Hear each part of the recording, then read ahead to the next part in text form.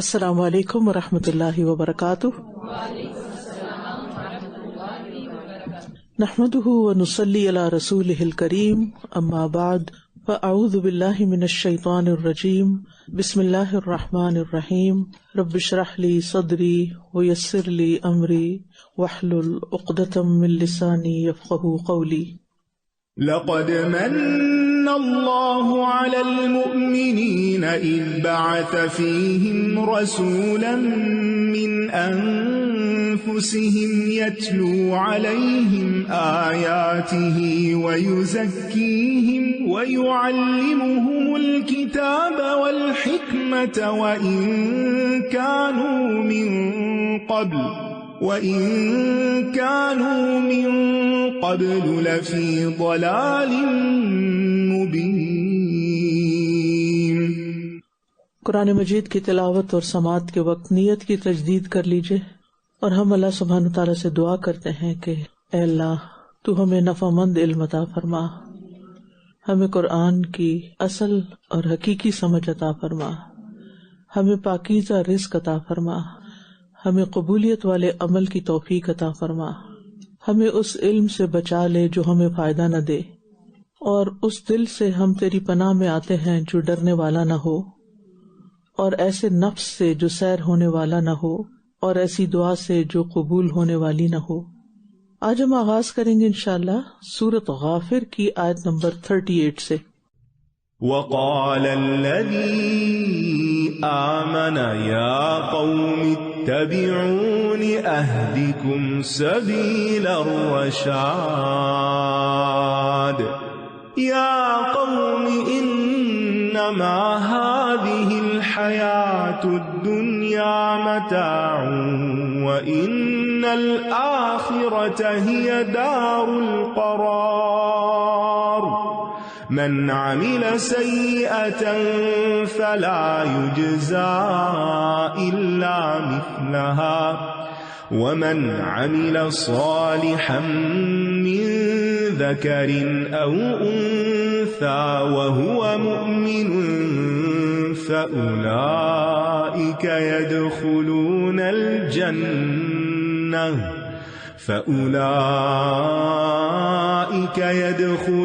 الجنة يرزقون فيها بغير حساب ويا قوم ما لي أدعوكم إلى النجاة وتدعونني إلى النار تدعونني لأكفر بالله وأشرك به ما ليس لي به علم وأنا أدعوكم إلى العزيز الغفار لا جرم أن ما تدعونني إليه ليس له دعوة في الدنيا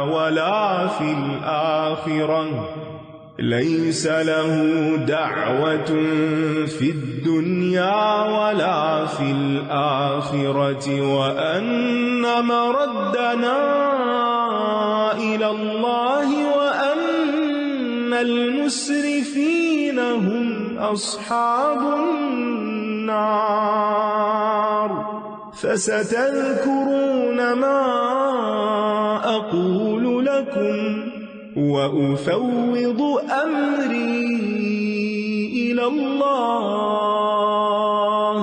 إن الله بصير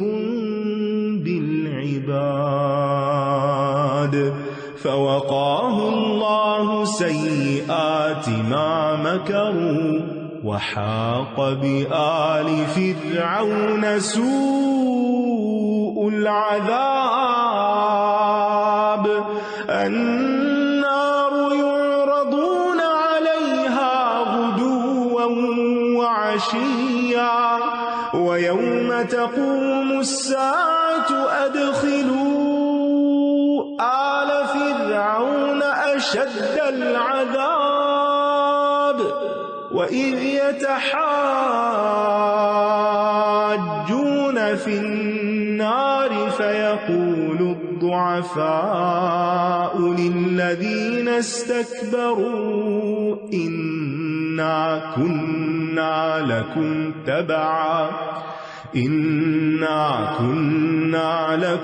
تبعا فهل أنتم مغنون عنا نصيبا من النار قال الذين استكبروا إنا كل فيها إن الله قد حكم بين العباد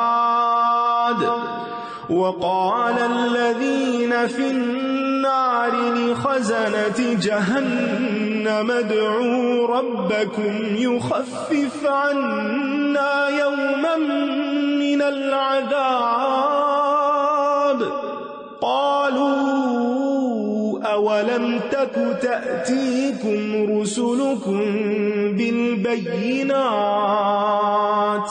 قالوا بلى قالوا فادعوا وما دعاء الكافرين إلا في ضلال۔ اور جو شخص ایمان لایا تھا کہنے لگا، اے میری قوم میری پیروی کرو، میں تمہیں بھلائی کا راستہ دکھاؤں گا۔ اے میری قوم، بے شک یہ دنیا کی زندگی تو بس تھوڑا سا فائدہ ہے، اور بے شک آخرت ہی قیام کی جگہ ہے۔ سورۃ زخرف میں آتا ہے کہ موسیٰ علیہ السلام کی پیروی سے روکنے کے لیے فرعون نے اپنے آپ کو مصر کا بادشاہ کہا اور انہیں تنگ دست اور حقیر سمجھا۔ کہا کہ اے میری قوم، کیا مصر کی بادشاہت میرے لیے نہیں، اور یہ نہریں جو میرے نیچے سے بہہ رہی ہیں کیا پھر تم دیکھتے نہیں؟ یعنی اپنی دنیاوی شان و شوکت کا اظہار کیا۔ پھر کہا بلکہ میں اس شخص سے کہیں بہتر ہوں، یعنی تم میری پیروی کرو، اس کی کیوں کرتے ہو، میرے طریقے پہ چلو، میں اس سے کہیں بہتر ہوں جو حقیر ہے اور وہ بات کو واضح بھی نہیں کر سکتا۔ تو اس بات کو مرد مومن نے اپنی قوم کے لوگوں کو اس طرح سمجھایا کہ دنیا کی زندگی چند روزہ ہے۔ فرعون جیسے بہت سے بادشاہ آئے اور مٹ گئے، لیکن باقی وہ رہے جنہوں نے موسیٰ علیہ السلام کے طریقے پر چلنے کی اور آخرت کی راحتوں کی خاطر محنت کی۔ اور یہ حقیقت ہے کہ دنیا زائل ہونے والی ہے، ختم ہونے والی ہے، اور آخرت میں جنت اور جہنم دائمی ہے، وہ گھر ہمیشہ کا ہے۔ تو اپنے اپنے اعمال کا حساب دینے کے بعد ہر انسان یا تو سکھ کی ہمیشہ والی زندگی میں ہوگا یا پھر دکھ والی ہمیشہ کی زندگی میں، یا جنت میں یا جہنم میں۔ تو عقل مند وہی ہے، اور کسی بھی انسان کا خیر خواہ وہی ہے جو اسے دنیا کے مقابلے میں آخرت کو بڑا کر کے دکھائے اور اسے آخرت کی نعمتوں کی طرف ترغیب دلائے۔ جس نے کوئی برا عمل کیا تو وہ اسی کی مانند بدلہ دیا جائے گا، اور جس نے کوئی نیک عمل کیا، خواہ مرد ہو یا عورت، جبکہ وہ مومن ہو، تو یہی لوگ جنت میں داخل ہوں گے جس میں وہ بے حساب رزق دیے جائیں گے۔ نیکی کے بدلے کے معاملے میں اللہ کی رحمت ہے کہ وہ صرف انسان کو اس کی محنت کا بدلہ نہیں دیتا بلکہ زیادہ دیتا ہے، اور برائی کا بدلہ بس اتنی ہی برائی۔ اور اے میری قوم، کیا ہے مجھے کہ میں تمہیں نجات کی طرف بلا رہا ہوں اور تم مجھے آگ کی طرف بلا رہے ہو؟ تم مجھے بلا رہے ہو کہ میں اللہ کے ساتھ کفر کروں اور اس کے ساتھ اسے شریک ٹھہراؤں جس کا مجھے کوئی علم نہیں، اور میں تمہیں بہت زبردست، بہت بخشنے والے کی طرف بلا رہا ہوں۔ نہ ماننے والوں کے لیے اللہ تعالیٰ زبردست ہے، العزیز ہے، اور ماننے والوں کے لیے غفار ہے، بہت بخشش فرمانے والا۔ جس کی طرف تم مجھے بلا رہے ہو کوئی شک نہیں کہ اس کو پکارنا نہ دنیا میں فائدہ مند ہے اور نہ ہی آخرت میں، اور بے شک ہمارا پلٹنا اللہ کی طرف ہے، اور بے شک حد سے بڑھنے والے ہی دراصل آگ کے ساتھی ہیں۔ یعنی اپنے معاملات میں چاہے دینی ہو دنیاوی ہو، حد سے تجاوز کرنے والے مسرف کہلاتے ہیں، اور پھر مسرفین جو ہیں وہ اللہ تعالیٰ کو ناپسند ہیں۔ بس عنقریب تم یاد کرو گے جو میں تمہیں کہہ رہا ہوں، اور میں اپنا معاملہ اللہ کے سپرد کرتا ہوں، بے شک اللہ بندوں کو خوب دیکھنے والا ہے۔ مرد مومن کو اپنی جان کے بارے میں خطرہ محسوس ہو گیا تھا، لیکن پھر بھی اس نے جرأت کے ساتھ اپنا پیغام پہنچایا اور اپنا معاملہ اللہ کے سپرد کر دیا اور اللہ ہی پر بھروسہ کیا، یعنی اللہ پر توکل کیا۔ اور جو بھی شخص دین کا کام کرے وہ اس کے بغیر آگے بڑھ ہی نہیں سکتا جب تک کہ وہ اللہ پر بھروسہ نہیں کرتا۔ بس اللہ نے اسے تو ان چالوں کے شر سے بچا لیا جو انہوں نے چلی تھی. سبحان اللہ. نے کتنا خوفناک مقام ہے جہاں وہ تبلیغ کر رہا ہے فرعون کے سامنے بھرے دربار کے اندر، اور اپنے آپ کو اللہ کے حوالے کر رہا ہے، تو اللہ نے اس کو بچا لیا اور آل فرعون کو برے عذاب نے گھیر لیا. اللہ ہی کافی ہو گیا. تو جو شخص اپنا معاملہ اللہ کے سپرد کر دیتا ہے اس کی مدد کی جاتی ہے، اور وہ لوگ کبھی ناکام نہیں ہوتے جو اپنے معاملات اللہ کے سپرد کرتے، نہیں اپنی کوشش کرنے کے بعد نتائج اللہ پہ چھوڑ دیتے ہیں.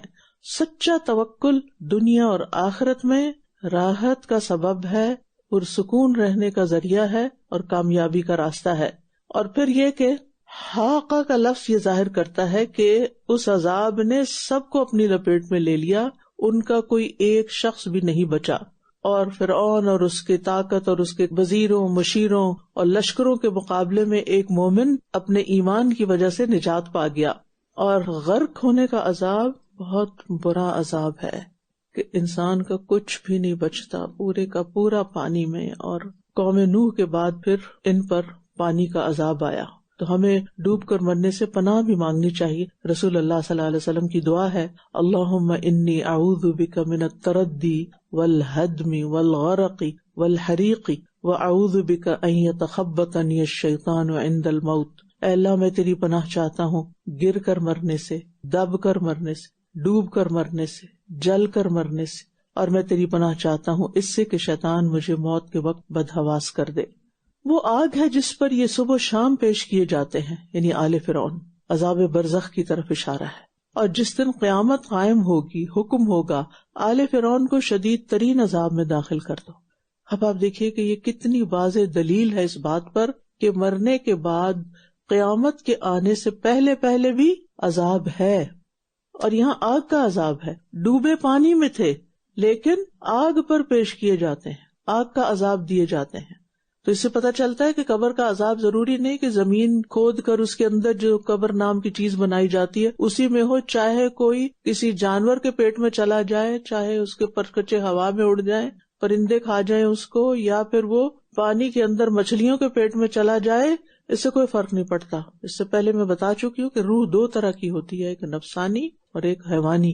تو حیوانی جسم تو مرتا ہے، جو نفسانی ہوتا ہے وہ نہیں مرتا، اور ان دونوں کا کنیکشن بھی باہم رہتا ہے، زندگی میں بھی اور مرنے کے بعد بھی. لہٰذا قبر کا عذاب جو ہے وہ برحق ہے قرآن و سنت کی روح سے. اور جب یہ آگ میں باہم جھگڑا کریں گے تو کمزور لوگ ان سے کہیں گے جو بڑے بنے ہوئے تھے کہ بے شک ہم تو تمہارے ہی تابع تھے، تو کیا تم آگ کا کچھ حصہ ہم سے دور کر سکتے ہو؟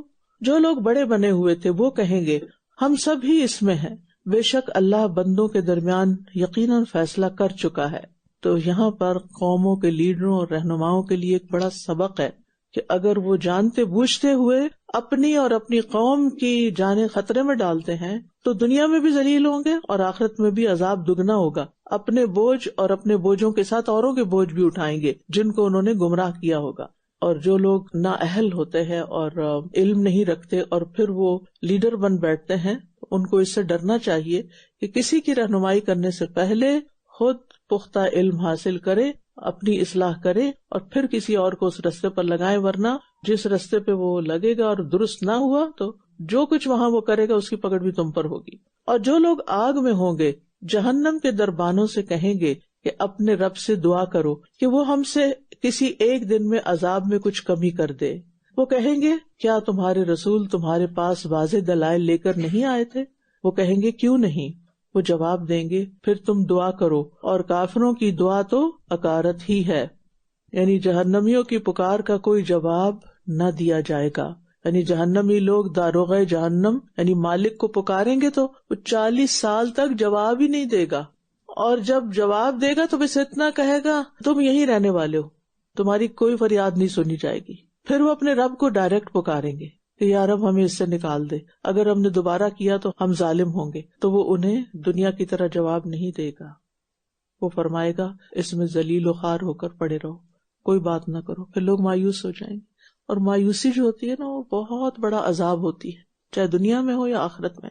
اللہ تعالیٰ ہم سب کو اس سے محفوظ رکھے اور سیدھے راستے پر رکھے. اپنے ساتھ ہمیں سچا ہونے کی ضرورت ہے، اپنے ساتھ مخلص ہونے کی ضرورت ہے، اور اپنے آپ کو سمجھانے کی ضرورت ہے سب سے پہلے کہ ہم وہ کام چھوڑ دیں جن کے بارے میں ہمیں پتا ہے کہ یہ اللہ کے ناپسندیدہ کام ہے، چاہے کچھ قربانی بھی کرنی پڑے. اور یاد رکھیے جو اللہ کے لیے قربانی کرتا ہے نا، اللہ کے لیے کسی گناہ کے کام کو چھوڑتا ہے، اللہ تعالیٰ دنیا میں بھی اس کو اس کا بہتر نعم البدل عطا کرتا ہے. مشقت ضرور آتی ہے، تکلیف آتی ہے، لیکن اللہ کا وعدہ ہے ان مع العسر یسرا. إنا لننصر رسلنا والذين آمنوا في الحياة الدنيا ويوم يقوم الأشهاد يوم لا ينفع الظالمين معذرتهم ولهم اللعنة ولهم سوء الدار. وَلَقَدْ آتَيْنَا مُوسَى الْهُدَى وَأَوْرَثْنَا بَنِي إِسْرَائِيلَ الْكِتَابَ هُدًى وَذِكْرَى لِأُولِي الْأَلْبَابِ. فاصبر إن وعد الله حق واستغفر لذنبك وسبح بحمد ربك بالعشي والإبكار. إن الذين يجادلون في آيات الله بغير سلطان أتاهم إن في صدورهم إلا كبر ما هم ببالغيه فاستعذ بالله إنه هو السميع البصير. لخلق السماوات والأرض أكبر من خلق الناس ولكن أكثر الناس لا يعلمون. وما يستوي الأعمى والبصير والذين آمنوا وعملوا الصالحات ولا المسيء قليلا ما تتذكرون. إن الساعة لآتية لا ريب فيها ولكن أكثر الناس لا يؤمنون. وقال ربكم ادعوني أستجب لكم إن الذين يستكبرون عن عبادتي سيدخلون جهنم داخرين. بے شک ہم اپنے رسولوں کی اور ان لوگوں کی جو ایمان لائے ضرور مدد کرتے ہیں. سبحان اللہ، کتنا پکا وعدہ ہے اللہ کا. دنیا کی زندگی میں اور اس دن بھی جب گواہ کھڑے ہوں گے، دونوں جگہ مدد ہوتی ہے. بس ہمیں اپنا ایمان سچا اور پکا کرنے کی ضرورت ہے. یعنی اللہ اپنے دوستوں کو بے یار و مددگار نہیں چھوڑتا. دنیا میں جب جان پہ بن جاتی تو کوئی کسی کے کام نہیں آتا، لیکن جس کا تعلق اللہ سے گہرا ہوتا ہے تو اللہ سبحانہ وتعالیٰ اس کے دل کو قرار دے دیتا. اگر اس کے لیے زندگی لکھی ہے، کوئی نعمت لکھی ہے تو وہ دے دیتا، ورنہ دل کا قرار سب سے بڑی نعمت ہے کہ تکلیف دے اور پریشان کن حالات میں بھی وہ اپنا سکون نہیں کھوتے. اور پھر آپ دیکھیے کہ اللہ سبحانہ وتعالیٰ کی جو یہ مدد ہے، اس میں استقامت بھی آتی ہے کہ انسان ہر طرح کے حالات میں دین پہ جمع رہتا ہے، صبر کرنا بھی آتا ہے، اللہ کے وعدے پہ بھروسہ آتا ہے، امید آتی ہے، اللہ کے وعدوں پہ یقین رہتا ہے. اور یہ اللہ تعالیٰ کی طرف سے ایک خاص نصرت ہوتی ہے. انبیاء اور ایمان والوں کو مختلف طریقوں سے اللہ کی مدد آئی ہے. کبھی ان کو غلبہ دے کر، طاقت فراہم کر کے، کبھی ان کو دلیل کے ذریعے، اور کبھی دنیا اور آخرت میں دشمنوں سے انتقام لینے کے ساتھ. لیکن قرآن کی تعلیم یہی ہے کہ اللہ کی مدد اہل ایمان ہی کے لیے ہے، اور یہ دین قیامت تک مدد کیا ہوا ہے، غالب رہے گا اپنی دلیل اور اپنی تعلیم کے اعتبار سے. اس دن ظالموں کو ان کی معذرت کوئی فائدہ نہ دے گی، اور ان کے لیے لعنت ہوگی، اور ان کے لیے بدترین گھر ہوگا، کیونکہ وہ تو مجبوری کی معذرت ہے نا. اصل معذرت تو وہ ہوتی ہے جو انسان دنیا میں کر لے، دل سے کرے، اور پھر یہ کہ سچے الفاظ کے ساتھ کرے اور صرف ایک رسم کے طور پر نہ ہو یا عادت کے طور پر نہ ہو، بس سوری سوری ایک بے روح سا جملہ بول دے، بلکہ اگر آپ واقعی کسی بات پر شرمندہ ہیں تو پھر دل سے بھی شرمندہ ہوں، دل سے بھی شرمندگی ہو کہ واقعی میں نے غلط کیا، کیونکہ جو دل سے کی جاتی ہے نا اس کا ایک اثر بھی ہوتا ہے اور وہ فائدہ بھی دیتی ہے انسان کو، اور اللہ تعالیٰ کے یہاں بھی قبول ہوتی ہے اور معافی بھی مل جاتی، اور کسی انسان کے حق میں جو زیادتی ہوگی نا وہ لگ گیا ٹھپا آپ کے اعمال نامے پر، قیامت کے دن بدلہ تو دینا ہی پڑے گا اگر یہاں معاف نہیں کرایا، اپنے آپ کو نہیں چھڑایا۔ اور بلا شبہ موسیٰ کو ہم نے ہدایت دی اور بنی اسرائیل کو ہم نے کتاب کا وارث بنا دیا، وہ عقل والوں کے لیے ہدایت اور نصیحت تھی۔ عقل کی بڑی اہمیت ہے اور بڑا فائدہ ہے، اور عقل کو عقل کہا ہی جاتا ہے کیونکہ یہ انسان کو باندھ کے رکھتی ہے، عقل کا مطلب تو باندھنا، اے قلب و توکل نہیں آتا۔ تو عقل مندی کی علامت کیا ہوتی ہے کہ کسی بات کو اور صحیح رخ سے فوراً سمجھ جانا کہ کسی کہنے والے نے جو بات کی ہے وہ کس مقصد سے کی ہے۔ اور سفیان ابن عیینہ کہتے ہیں کہ عقل مندی یہی نہیں کہ اچھی بری چیز میں فرق کر لے، بلکہ عقل مند وہ ہے جو اچھائی کو پہچان کر اپنا لے، وہ اس اچھائی کو اپنا بنا لے اور برائی کو دیکھ کر اس سے کنارہ کش ہو جائے۔ تو جو شخص حقیقی معنوں میں عقل مند ہوگا وہ پھر کسی چیز کا فرق جان کر کہ یہ میرے رب کو پسند نہیں، پھر وہ اس کو چھوڑ بھی دے گا، اپنے رب کا مطیع ہوگا۔ اور ہر کوئی اپنی عقل اور سمجھ کے مطابق ہی اللہ تعالیٰ کی عبادت اور اطاعت کرتا ہے۔ کم عقل ہوگا تو کم درجے کی عبادت ہوگی، زیادہ عقل مند ہوگا تو زیادہ اچھی عبادت کرے گا، اچھے کام کرے گا، بے لوث ہو کے کام کرے گا، کیونکہ اس کو سمجھ ہے، اس کو عقل ہے کہ یہ میرے فائدے کی چیز ہے۔ کچھ چیزیں ہوتی ہیں بظاہر نقصان دہ ہوتی ہیں، بظاہر ان کا فائدہ نظر نہیں آتا، لیکن عقل مند پہچان جاتا ہے نہیں اس میں بڑا فائدہ ہے، اب لوگوں کے مخالفت کے باوجود کر لیتا ہے کیونکہ اس کو پتا ہے یہ فائدے کی چیز ہے، یہ میرے رب کا حکم ہے، اس کے ماننے میں ہی فائدہ ہے۔ بس آپ صبر کیجئے، بے شک اللہ کا وعدہ سچا ہے، اور اپنے گناہ کی بخشش طلب کیجئے، اور پچھلے اور اگلے پہر اپنے رب کی حمد کے ساتھ تسبیح کیجئے، یعنی اللہ کے وعدے کو کبھی جھوٹا نہ سمجھیں، اور حق پر ثابت قدم رہنے کے لیے یہ چیزیں مددگار ہیں، صبر، نماز، استغفار اور تسبیح، 4 چیزوں کا ذکر ہے۔ تو خوشبخت ہے وہ جس کو صبر کرنا آ جائے، استغفار کرے اور اللہ کے وعدوں پر امید رکھے۔ اور پھر آپ دیکھیے کہ تسبیح میں ہر قولی فعلی قلبی عبادت بھی آتی ہے، یعنی صرف زبان یا کسی وہ دانوں والی تسبیح کے اوپر تسبیح کرنا مقصد نہیں ہے، وہ تو صرف ایک ٹول ہے، کیونکہ ہم تسبیح لفظ سنتے ہیں نا تو بس تسبیح وہ آ جاتی، اور تسبیح پھیرنا کہتے ہیں عام طور پہ، کیونکہ اس میں پھیر ہی رہے ہوتے ہیں، اسے گھما رہے ہوتے ہیں شروع سے آخر تک۔ بے شک جو لوگ اللہ کی آیات میں بغیر کسی دلیل کے جھگڑتے ہیں جو ان کے پاس آئی ہو، ان کے سینوں میں محض ایک بڑائی ہے جس کو وہ ہرگز پہنچنے والے نہیں۔ اللہ اکبر، یعنی ایسے لوگ تکبر کا شکار ہیں جو دلیل کے بغیر بحث مباحثہ کرتے ہیں۔ بس آپ اللہ کی پناہ طلب کیجئے، بے شک وہی خوب سننے والا، خوب دیکھنے والا ہے۔ تو تکبر کرنے والا جو ہوتا ہے نا، وہ اپنی کسی نہ کسی چیز کو لے کے، کبھی علم کو، کبھی معاشرتی کسی برتری کو، کبھی اسٹیٹس کو، کبھی کسی اور چیز کو، وہ ایک جھوٹے زوم میں مبتلا ہو جاتا ہے جو کہ پھر اس کو اکساتے ہیں کہ تم اس پہ قائم رہ کے لوگوں کو نیچا دکھاؤ، اور وہ پھر بعض اوقات بحث مباحثے کے ذریعے نیچا دکھا رہا ہوتا ہے۔ تو جھگڑا کرنے کی بنیادی وجہ تکبر کرنا ہوتا ہے۔ ہمیں اللہ تعالیٰ نے سکھا دیا ہے کہ ہر متکبر کے مقابلے میں اللہ کی پناہ لیں، آپ نہیں اس سے لڑ سکتے۔ جو اپنے آپ کو بڑی طاقت سمجھتا ہے، کیا کر سکتے ہیں آپ اس کے ساتھ؟ کیسے اس کو چپ کرائیں یا کیسے اس کو اپنے سے ہٹائیں؟ اللہ کی مدد مانگیں۔ اُسْتُ بِرَبِّي وَرَبِّكُمْ مِنْ كُلِّ مُتَكَبِّرٍ لَا يُؤْمِنُ بِيَوْمِ الْحِسَابِ، اللہ کی پناہ لیں۔ یعنی اب دیکھیے کہ ایک تو یہ بڑے بڑے متکبرین ہیں جیسے ابو جہل، فرعون اور اس قسم کے لوگ، لیکن عام روزمرہ زندگی میں بھی آپ کو بعض اوقات ایسے لوگوں سے واسطہ پڑ جاتا ہے جو آپ کے لیے بڑی اذیت اور تکلیف کا باعث بنتے ہیں، اور آپ بے بس ہو جاتے ہیں بعض اوقات کہ میں ان کو کیسے سمجھاؤں، اور چپ ہونے کا نام نہیں لیتے۔ تو ایسے میں کیا کریں؟ خاموشی اختیار کر کے اللہ کی پناہ طلب کر، اللہ تو میری مدد کر ان کے مقابلے میں جنہوں نے مجھے ذلیل کر کے رکھ دیا۔